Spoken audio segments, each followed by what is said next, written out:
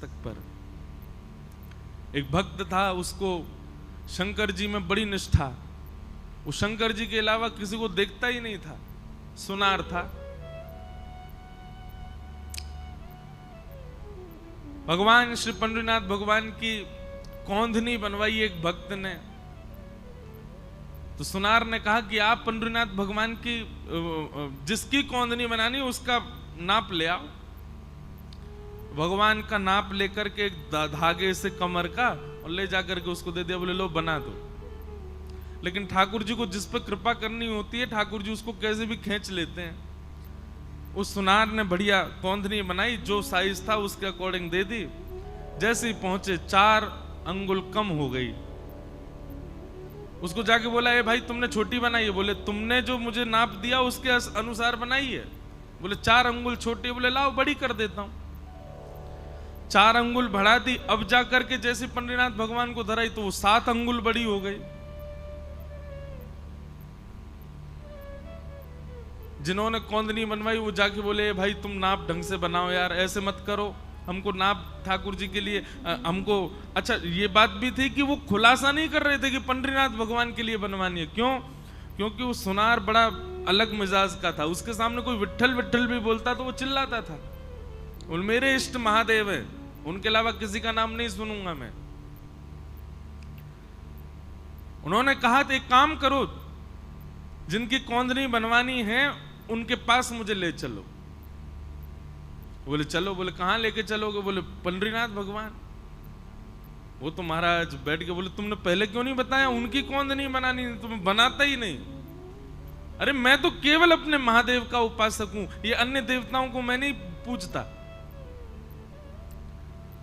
सेठ ने कहा, भाई तुझको पैसा पूरा दे दिया है, अब व्यवस्था सब हो गई, अब तुमको ही बनाना पड़ेगा और कोई उपचार नहीं। आंख पर पट्टी बांध करके गया।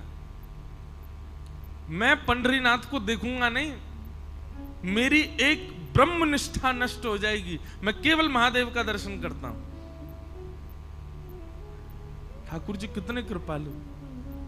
उस भक्त को अनुभव कराने के लिए कि मैं और शिव अलग नहीं है, ठाकुर जी ने जैसे उसने स्पर्श किया मुखमंडल का, तभी देखता है चिदानंद रूप शिवोहम शिवोहम चिदानंद रूप शिवोहम शिवो। आज एक मन में भाव आ रहा था जब अभिषेक हो रहा था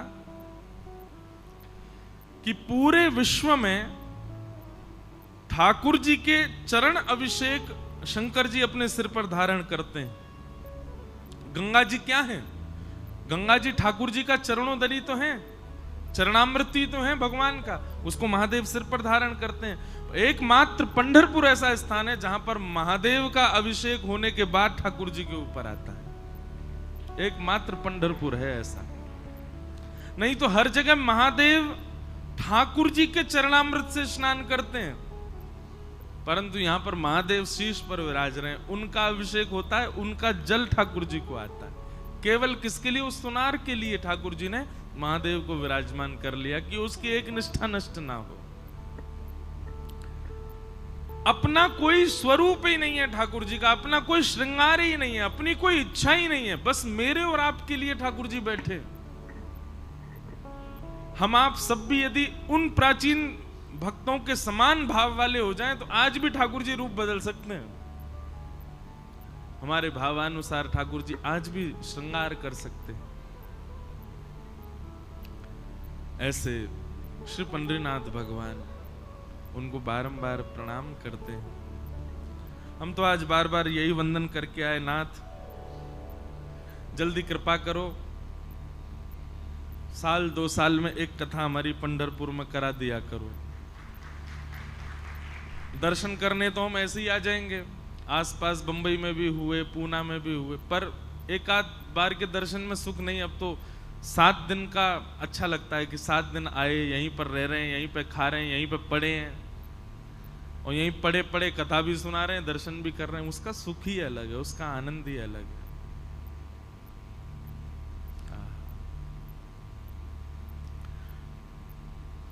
कभी कृपा करेंगे श्री पंडरीनाथ भगवान, तो जो आषाढ़ी एकादशी पर वारी आती हैं, बड़ी बड़ी वारियां आती हैं, जब तक प्राण है जीवन में उससे पहले पहले कभी एक बार वारी में भी जाएंगे। और अब पता नहीं चल पाएंगे कि नहीं, वो तो 20-20 किलोमीटर गिरिराज जी की परिक्रमा के बराबर तो रोज चलते हैं, तब जाके महीना भर में पहुंचते हैं सब। पर ये कुछ भाव हैं, जैसे संसारी व्यक्ति के इच्छाएं होती हैं, मुझे अमेरिका जाना है, मुझे स्विट्जरलैंड एक बार तो देखना है, मुझे पेरिस घूम के आना है, मुझे ऑस्ट्रेलिया जाना है, मुझे वहां। भक्त के यही रहते हैं, बोले क्या एक बार जगन्नाथ जी की रथ यात्रा करनी है, एक बार श्री पंडरीनाथ भगवान की वारी करनी है, एक बार श्रीनाथ जी में जाकर के जन्माष्टमी उत्सव मनाना है। अपने जीवन में एक एक बार ये अनुभव तो लेना ही है। महाराज ऐसा बताते हैं, जब वारियां निकलती हैं ना, तो श्री आलंदी के जो शिखर पर कलश हैं, कलश हिलने लगते हैं, कलश झूमने लगते हैं, वारी के स्वर सुन करके। मैंने शायद पहले दिन बताया ना, ठाकुर जी का दर्शन तो बहुत कम जो लोग लाइन में लगे वो लोग कर लेते हैं, पर लाखों लोग जो पंढरपुर आते हैं वो तो केवल कलश देख करके चले जाते हैं। क्यों? बोले आषाढ़ी के समय पर पंडरीनाथ भगवान ऊपर बैठे होते हैं, कलश पर ही बैठे होते हैं, वहीं बैठ करके सबको दर्शन दे रहे होते हैं। तो ऐसे साक्षात पर ब्रह्म स्वरूप हमारे भारत में तीर्थों की स्थापना आदि शंकराचार्य भगवान ने की, परंतु पंढरपुर की तो पूर्व से ही स्थापित है पंडरीनाथ। ये जो जिन स्वरूप का हम दर्शन कर रहे हैं, ये पुंडलीक को दर्शन देने वाले आए ठाकुर जी जब ईंट पर खड़े हो गए, वही स्वरूप ठाकुर जी का मूर्तिमंत होकर के विराजमान हो गया। आद्य गुरु शंकराचार्य भगवान को जब पता चला तो वो तो देखने आए कि कैसा स्थान है, कैसा तीर्थ है। ये पूर्व से ही विद्यमान है तीर्थ, इसलिए अद्भुत है। हमारे उत्तर भारत में इतना प्रचार नहीं है पंढरपुर का, उत्तर भारत के लोग ज्यादा जानते भी नहीं है। हमारे राजस्थान के भी लोग, मारवाड़ी लोग, हमारे उत्तर भारत के लोग, और ऊपर चले जाओ हरियाणा, पंजाब, वहां के तो जानते ही नहीं है। उनको भी ये प्रचार करना पड़ेगा उनके बीच में कि भाई हमारे लाला यहाँ पे भी। हाँ, किसी को ये बोलो पंढरपुर जा रहे हैं तो नहीं समझता, उसको ये बोलो ऐसे खड़े हैं भगवान, तो उसको थोड़ा बहुत कुछ अंदेशा, कभी देखी होगी फोटो, अच्छा वहां जा रहे हो।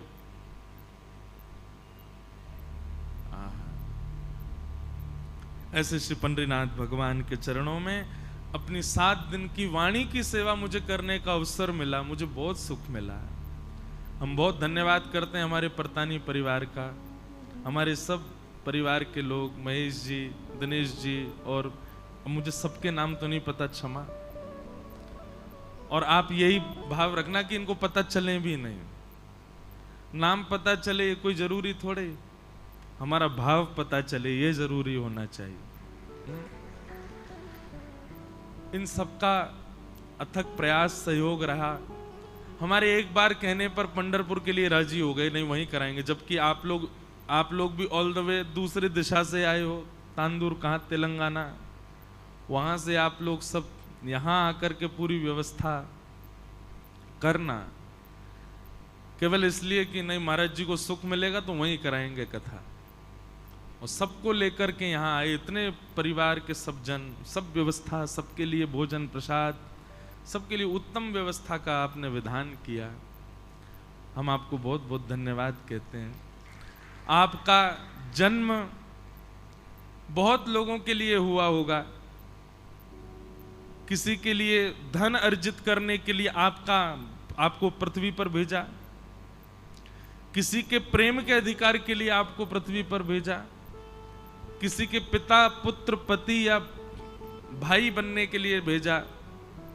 लेकिन आपके अवतार और आपके अवतरण ही बोलेंगे, जो भक्त, इतने भक्तों को लेके आ जाए ठाकुर जी के चरण में, वो अवतार ही है उसका। पर आपका मुख्य मूल उद्देश्य ठाकुर जी ने आपको पृथ्वी पर इसीलिए भेजा कि इतने वैष्णवों को और हम ब्रजवासियों को लेके आप पंढरपुर आ सको और 7 दिन रह सको। बाकी के सारे आपके जन्म लेने के कारण छोटे हो गए, ये सबसे बड़ा है, यही सबसे बड़ा है। इसी के लिए ही ठाकुर जी ने आपको योग्य बनाया, इसी के लिए ठाकुर जी ने आपको बुद्धिमान, विवेक और जो भी कुछ गुण दिए, इसीलिए दिए कि एक दिन ऐसे स्थान पर पंढरपुर, जिसको अधिकतर लोग जानते भी नहीं, वहां सबको ले जाकर के भगवत भागवती कथा हो। इसी के लिए ही ठाकुर जी ने आपको इस पृथ्वी पर जन्म दिया है। हम सबका कोई ना कोई उद्देश्य है। हम लोग खाली नहीं आए हैं पृथ्वी पर। खाने पीने, हंसने बैठने, ये सब काम करने के लिए अगर आए तो जानवरों ने भी यही काम करना है पृथ्वी पर आकर के, खाना है, पीना है, फिर वो सब कुछ करते हुए मर जाना है। अगर यही सब करते हुए हम लोग भी पृथ्वी पर आए तो हम में और जानवरों में अंतर क्या? पर हम कुछ परिवर्तन करके जाएं, हम जाएं तो सबको कुछ निधि दे करके जाएं, तो समझ जाओ कि हाँ, हमारे जन्म लेना हमारा सार्थक हो गया। अब जब तक हम सबके तन में प्राण है, ये स्मृति कभी जाने वाली नहीं है कि पंढरपुर में कथा हुई थी, क्या आनंद हुआ था, क्या ऊधम हुए थे। कल रात्रि परिक्रमा लगा के तो मुझको ऐसे लगा, अच्छा जब वो पूरी हो गई, मैंने कहा है हो गई पूरी? मैं उनको बोला, मैंने की हो गई? बोले हाँ। मैंने कि यार पहले बताते तो हम रोज ही लगा देते। मुझे तो ये था कि बहुत बड़ी होगी, थक जाएंगे तो कहाँ से करेंगे। हमें पता होता कि इतनी छोटी सी परिक्रमा है तो भाई रोज नाच नाच करके, फुगड़ी लगा लगा करके, उछल उछल करके क्या ऊधम मचा रहे सब पंडित जी लोग, सब लोग, कभी वारकरियों के साथ। ये जो उत्सव यहाँ आप लोग कर रहे थे सुबह के, वो उत्सव हम परिक्रमा में ही करते। फूलों की होली परिक्रमा में खेलते हुए करते परिक्रमा, कभी नाचते हुए करते, कभी कीर्तन करते हुए करते, कहीं बैठ जाते, वहीं पर बैठ करके ही रंग जम रहा है, अलग आनंद आता।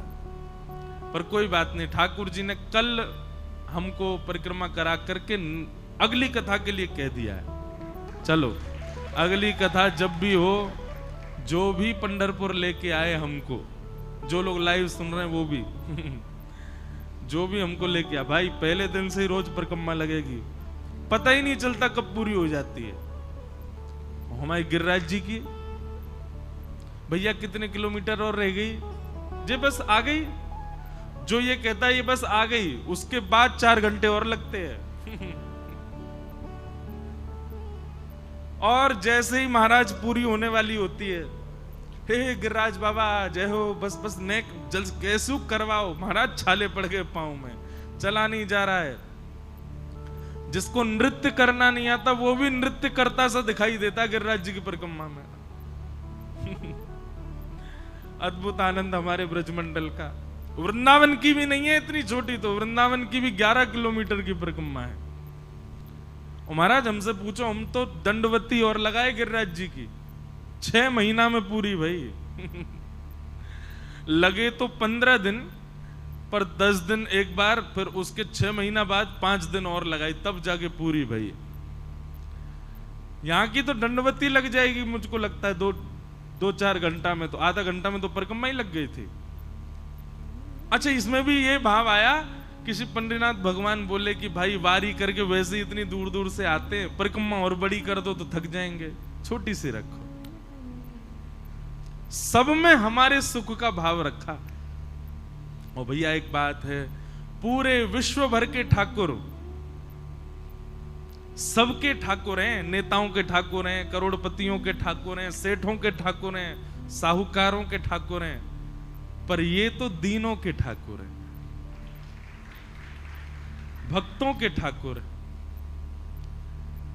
बिल्कुल भी कोई बंधन ही नहीं है कि मुझे ये छुए, या आपसे पहले वो व्यक्ति भी छू करके जाता है ठाकुर जी को, जिसके हाथ से कई लोग पानी पीना भी बाहर आकर के उसका पूछेंगे तुम कौन हो, तुम्हारे हाथ से पानी नहीं पिएंगे नहीं तो हम, उसको भी अधिकार है, वही अधिकार जो एक ब्राह्मण कुल जातीय व्यक्ति का है। लोग कहते हैं भगवान ने वर्णाश्रम क्यों बनाया, आके देखिए पंढरपुर में कोई वर्ण नहीं है, यहां पर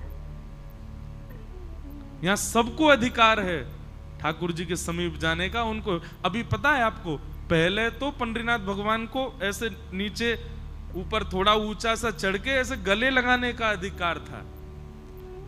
फिर अब हम लोग तो बहुत ही उद्यमी है ना, इसलिए ये नियम कर दिया कि केवल चरण छुओ। नहीं तो पहले तो ये नियम था हर भक्त को श्री पंडरीनाथ भगवान को हृदय से लगाने का अधिकार। सब हृदय से लगाओ फिर जाओ। आकर के देखिए पंढरपुर में कहां है वर्णाश्रम, कहां है जातिवाद। ठाकुर जी नहीं करते, ये सब मानवों ने किया है। जगन्नाथपुरी में जाकर के देखिए, स्कंद पुराण में लिखा है, यदि आप जगन्नाथ महाप्रभु का महाप्रसाद पा रहे हैं और उस समय आपके महाप्रसाद के पत्तल में यदि कोई और आकर के पाले तो आप उसको पूछ नहीं सकते कि तुम क्यों पा रहे हो, उसको आपको देना ही पड़ेगा, नहीं तो आपके महाप्रसाद का अपराध आपको लगेगा। मान लीजिए आप खा रहे हो और आपकी थाली, आपकी पत्तल में से केले के पत्ते में पाते हैं, अगर मैं आकर के सामने बैठ के खाने लग जाऊं, अपरिचित व्यक्ति, तो आप मुझे संशयात्मक दृष्टि से भी नहीं देख सकते, मुझे पूछ भी नहीं सकते क्यों खा रहे हो भाई, हमारा है हमको खाने दो। नहीं, अगर आपने ऐसा किया तो महाप्रसाद का सारा पुण्य खत्म हो जाएगा, ऊपर से पाप और लगेगा। ये नियम है, स्कंद पुराण में लिखा है। और केवल मानव नहीं, स्कंद पुराण में तो यह भी लिखा है कि आप महाप्रसाद पा रहे हैं और कोई अगर बिल्ली, कोई अगर कुकर आकर के आपके महाप्रसाद में अगर जीभ लगा के चाट जाए तो आप उसको भी नहीं हटा सकते।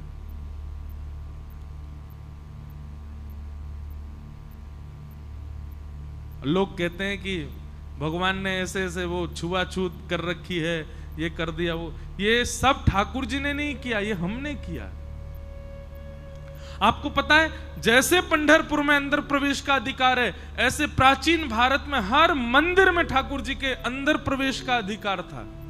सबको जाकर के ठाकुर जी को स्पर्श करने का अधिकार था, पर कुछ पंथ के लोगों ने उसका दुरुपयोग किया और वे ले जाकर के दूषित वस्तु अपने पास रख के ले जाते थे और गर्भगृह में जाकर के वहां फैला देते थे। समझ रहे हैं बात को, हम क्या कहना चाह रहे हैं? कुछ अन्य पंथ के लोग, कुछ अन्य भाव वाले लोग, जिनको ये सब प्रिय नहीं है, मुगल आक्रांताओं के बाद में मुगलों ने तो हमारे सारे मंदिरों की सारी शिल्पकारियां तोड़ दी। वो तो पूर्ण रूप से चाहते थे कि हम ठाकुर जी को विद्रोह, इनको भी नष्ट कर दें। रूप बदल बदल करके दर्शनार्थी बन के आते थे और मंदिर में जाके उपद्रव करते थे, इसलिए अपरस कर दिया, इसलिए मंदिर में प्रवेश बंद कर दिया। लेकिन वो प्राचीन भारत की परंपरा आज भी पंढरपुर में बची है। मैंने जगन्नाथ जी का स्पर्श किया है। जगन्नाथ जी में भी नियम था, आज से 10 वर्ष पहले, 15 वर्ष पहले हर व्यक्ति भीतर जाकर के जगन्नाथ जी को हृदय से लगाता था। फिर हमारे पूरी शंकराचार्य महाराज जी की आज्ञा हुई कि भाई लोग मनचले बहुत होते हैं, इतनी भीड़ आती है, अब सबको हम ढूंढ तो रहे नहीं कौन कैसा है, कहीं कोई कल को गलत करे अंदर जाकर के, उसके हम प्रतीक्षा क्यों करें, इसलिए उन्होंने फिर वो बंद कर दिया। और दूसरी बात, श्री जगन्नाथपुरी का जो गर्भगृह है ना, पूरा शालिग्राम है, वहां पर पृथ्वी पर भी शालिग्राम है, पूरे सब शालिग्राम शिलाएं हैं नीचे। तो शालिग्राम जी पर चरण रखने पर अपराध होता है, तो वो केवल अर्चकों को अधिकार है अंदर जाने का, बाकी सबके लिए निषेध कर दिया कुछ वर्षों पहले। नहीं तो जगन्नाथ जी को मैंने भी स्पर्श किया।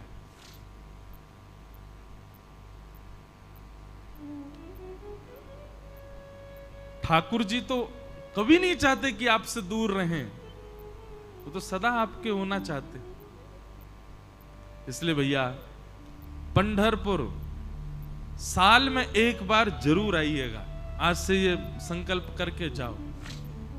कथा हो नहीं हो पता नहीं कब हो, पर आप सब संकल्पित होके जाओ। साल में एक दिन निकाल करके पंढरपुर जरूर आइएगा। ठाकुर जी ने सौभाग्य हमको 7 दिन का प्रदान किया, इसका ऋण हम पर चढ़ा है, वो जीवन भर चुकाइएगा। ठाकुर जी को आके साल में एक बार प्रणाम करना, हे नाथ, हे दीनाचनाथ, आपकी कृपा से हम पंढरपुर आए, आपने बहुत अनुग्रह किया।